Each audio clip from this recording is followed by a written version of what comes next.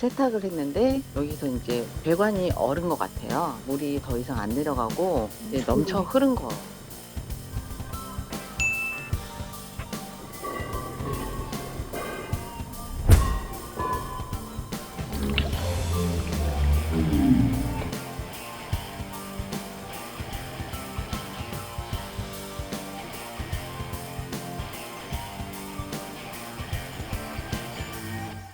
반죽기 주변으로 먼지와 각종 오염물이 가득합니다. 음식 찌꺼기가 가득한 선반에는 제빵 재료와 기구들이 곳곳에 널브러져 있습니다. 세종시 신도심의 한 빵집이 비위생적인 환경에서 빵을 만들어 팔아오다 적발됐습니다. 세종시는 현장 조사 결과 조리실 내부 위생관리가 엉망이었다고 밝혔습니다. 천장에는 거미줄도 발견을 했고요. 일부 그 식재료 같은 경우는 뚜껑이 닫혀있지 않아서 오염의 소지가 있어서 저희가 전반적으로 봤을 때 비위생적으로 관리가 되고 있다고 판단해서 적발된 빵집은 아이를 키우는 엄마들 사이에서 맛있는 빵집으로 추천되는 등 입소문이 난 곳입니다. 판매장과 별도로 마련된 조리실이 외부에서는 전혀 볼 수 없는 구조라 소비자들은 위생 상태를 전혀 알 수 없었습니다. 업소 측은 위생관리가 소홀한 부분을 개선하고 소비자들이 믿고 먹을 수 있도록 조치하겠다고 밝혔습니다. 식품 전문가는 시설 전체에 대한 살균과 소독 과정을 완벽하게 마친 뒤 식품 제조가 이뤄져야 한다고 강조했습니다. 방치된 기기 등에서 그 문제가 돼서 충격이 발생될 수 있습니다. 소비자들을 생각한다면 전체적인 관리가 무엇보다도 굉장히 중요하다고 생각이 됩니다. 그래서 그런 것이 선행되고 다 정리된 상태에서 세종시는 해당 업소에 과태료 50만 원을 부과하고 얼마나 환경이 개선됐는지 한 달 안에 다시 점검할 계획이라고 밝혔습니다. 생후 8개월이었던 정인이를 입양한 뒤 8달 만에 학대 끝에 숨지게 한 혐의로 기소된 양부모. 크게 쏠린 관심에 서울 남부지방법원은 이례적으로 중개법정을 운영해 다른 법정 두 곳에서도 재판을 볼 수 있게 했습니다. 재판을 시작하자마자 검찰은 법의학자 3명에게 의미 있는 재감정 결과를 받았다며 양모 장모 씨에게 살인 혐의를 추가했습니다. 애초 적용했던 아동학대 치사 혐의는 예비 공소사실로 바꾸고 주된 공소사실로 살인 혐의를 넣은 겁니다. 사망 당일 아이가 밥을 먹지 않은 것에 격분한 장 씨가 팔을 잡아 돌려 탈골시킨 뒤 발로 복부를 수차례 밟아 사망에 이르게 했다고 밝혔습니다.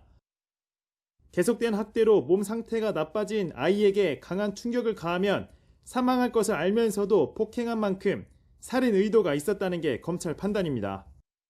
검찰은 재감정 결과에 의해서 충분히 미필적 고의 또는 고의에 의한 살인에 의해서 정인이가 살해됐다고 보고 있기 때문에 살인죄를 주의적 공소사실로 기소를 한 거고요.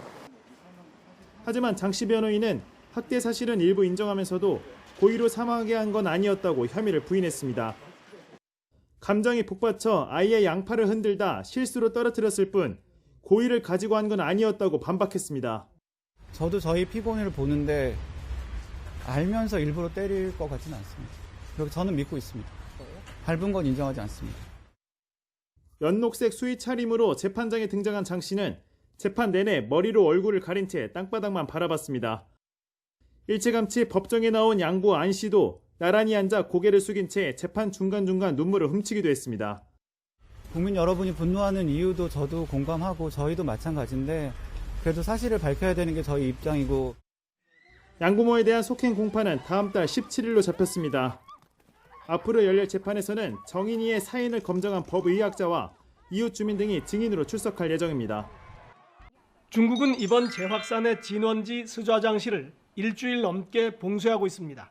강력한 통제로 코로나19의 외부 확산을 막으면서 내부에서 단기간에 제압을 하려는 전략입니다.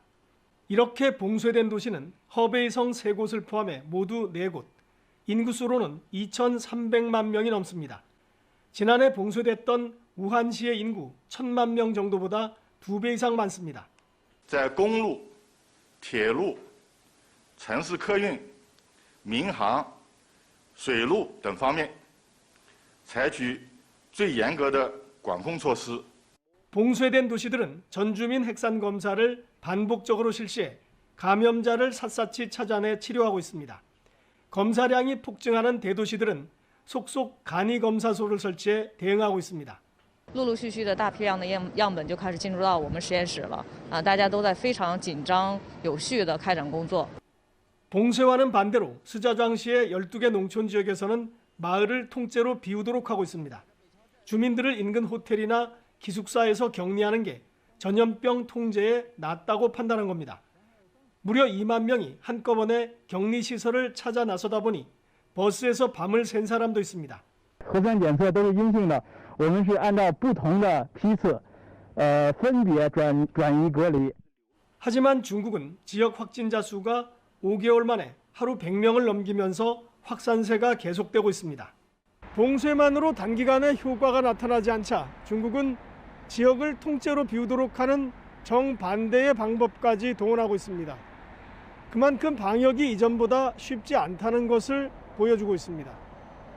이번 주말과 휴일에는 또 한 차례 강추위가 찾아올 전망입니다. 휴일 밤부터는 최고 15cm의 눈까지 내릴 것으로 보여 월요일 출근길에는 또 빙판길이 우려됩니다. 정혜윤 기자의 보도입니다.